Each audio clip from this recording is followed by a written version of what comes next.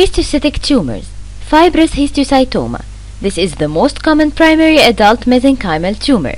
It could be benign or locally aggressive, in 10% malignant. There is painless progressive proptosis, orbital congestion with conjunctival chemosis and motility disturbance. It appears as well-circumscribed, moderately enhancing mass in the supranasal orbit. Microscopic picture. Cells of origin, primitive pluripotential mesenchymal cells expressing fibroblastic, histiocytic, and myofibroblastic phenotype.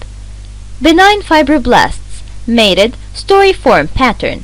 Collection of cell twist about a central focus rather than a long bundle of spindle-shaped cells of pure fibroblastic tumor. Histiocytes, grouped and foamy, malignant transformation. Langerhans cell histiocytosis, a group of disorders characterized by accumulation of Langerhans cells in various tissues. Formerly called histiocytosis X, including eosinophilic granuloma, Hand-Schuller-Christian disease, Lederer-Seud disease. Younger patients manifest multifocal and systemic disease. Langerhans cells, epidermal cells, large dendritic histiocytes with bean-shaped nucleus. Electron microscopy shows Barbeck granules, distinct intracytoplasmic granules, stain positive for S100. Classification of Langerhans cell histiocytosis: unifocal eosinophilic granuloma, multifocal eosinophilic granuloma, and diffuse soft tissue histiocytosis.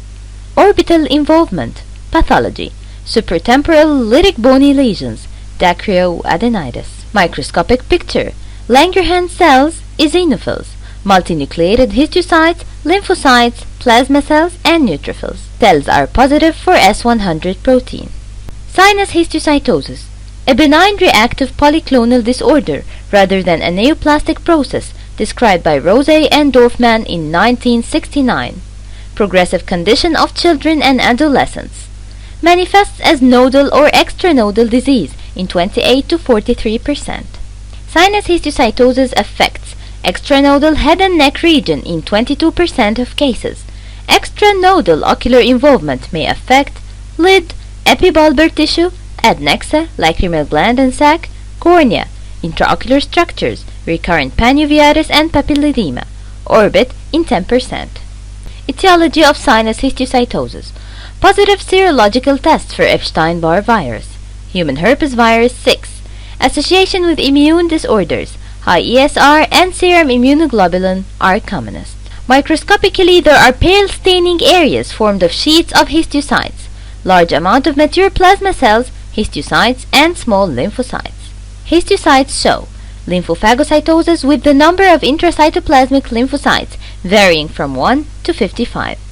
Cells within the cytoplasm of the histiocytes appeared intact and were surrounded by a clear halo.